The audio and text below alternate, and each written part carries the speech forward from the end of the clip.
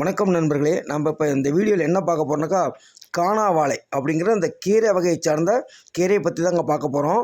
அந்த வீடியோ பிடிச்ச காட்டு பகுதியில் பாருங்கள், அம்மான் பச்சரிசி, மிளகு தக்காளி, சங்குப்பூ, காணாவாழை இப்படி நிறைய எக்கச்சக்கமாக முளைச்சிருக்குதுங்க. அதாவது மழை காலங்களில் அதே போல் தண்ணி எங்கெல்லாம் நிறைய இருக்குதோ அங்கெல்லாம் அந்த இயற்கையின் மருந்தாக இருக்கின்ற கீரை வகைகள் நிறைய முளைச்சிருக்குங்க. ஒரு மழை பெஞ்சிட்டா போதுங்க, எல்லா தாவலையுமே சிப்பு சிப்பு சிப்புன்னு நிறையா வளர்ந்துடும்.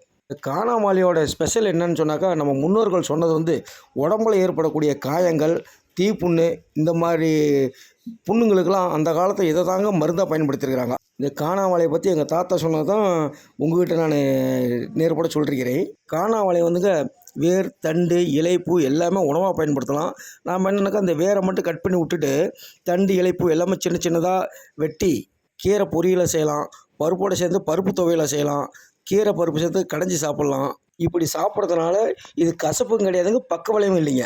இப்படி நம்ம உள்ளுக்கு சாப்பிடும் போது முகப்பொரு, தீப்புண்ணு இருக்கக்கூடிய காயங்களை உள்ளேருந்தே ஆற்றுங்க.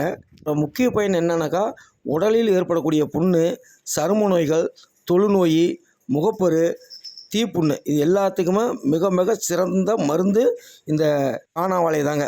நம்ம முன்னோர்கள்லாம் அந்த காலத்தில் போருக்கு போகும்போது, சண்டைக்கு போகும்போது, இந்த மாதிரி நேரங்களில் ஏற்படக்கூடிய காயங்கள், இந்த மாதிரி பிரச்சனைகள் வரும்பொழுதுலாம் இதை தான் கசக்கி புழிஞ்சி மேலுக்கு தடவி இருக்கிறாங்க.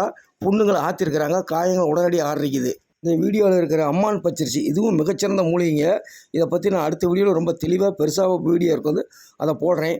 இதில் மிளகு தக்காளி, சங்குப்பூ எல்லாமே காமிச்சிருக்கேன்னு நிறைய வளர்ந்துருக்குது.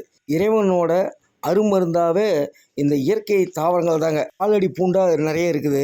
மருத்துவ குணம் உள்ள இந்த கீரைகள்லாம் வேஸ்ட்டு பண்ணாமல் நம்ம சாப்பிட்டா உடம்பு நல்லாயிருக்கும்.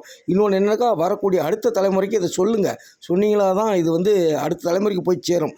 அடுத்த தலைமுறையும் நோய் நொடி இல்லாமல் இயற்கை வைத்தியம் பண்ணி உடம்பு நல்லா இருக்கட்டும். உணவே மருந்தே உணவு அப்படிங்கிற முறையில் சாப்பிட்லாம். நம்ம கீரைக்கு ஒரு நாள் குழம்பு சாதத்துக்கு குழம்பு ஆச்சுங்க, நமக்கு அருமருந்தாகவும் ஆகிடுச்சு. இதோடைய முக்கிய பயனாக்கா, ரத்த விருத்தி ஆகுங்க.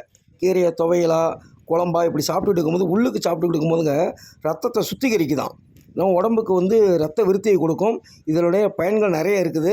இன்னும் எனக்கு அடுத்தடுத்து வர்ற வீடியோக்களில் இன்னும் கீரை வகைகள் நிறையா பற்றி போட போகிறேன். அதோடைய பயன்களை பற்றியும் போட போகிறேன்.